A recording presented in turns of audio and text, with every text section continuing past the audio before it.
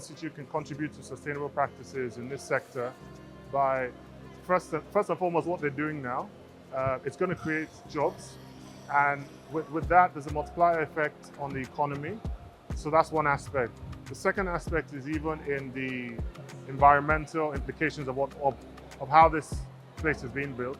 I think art institutions are quite important in challenging the status quo, and by taking a stance to actually give back to the city. I think thinking about the landscape plays a big role in that.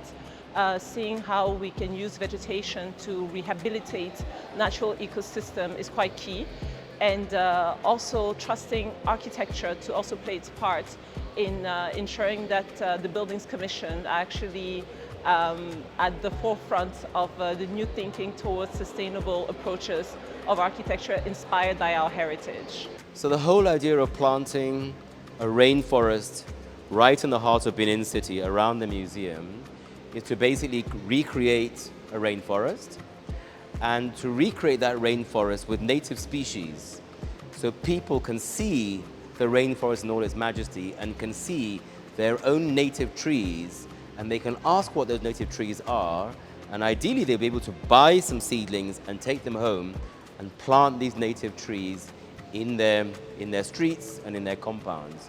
So I really hope that the Rainforest Garden in MOWAA will basically reconnect people with their trees and reconnect people with their forests. Why MOWAA is on the forefront of so much, not just in terms of its cultural programming, but how it's thinking about urban and public space, how it's thinking about architecture, how it's thinking about ecology, and how it's thinking about materiality.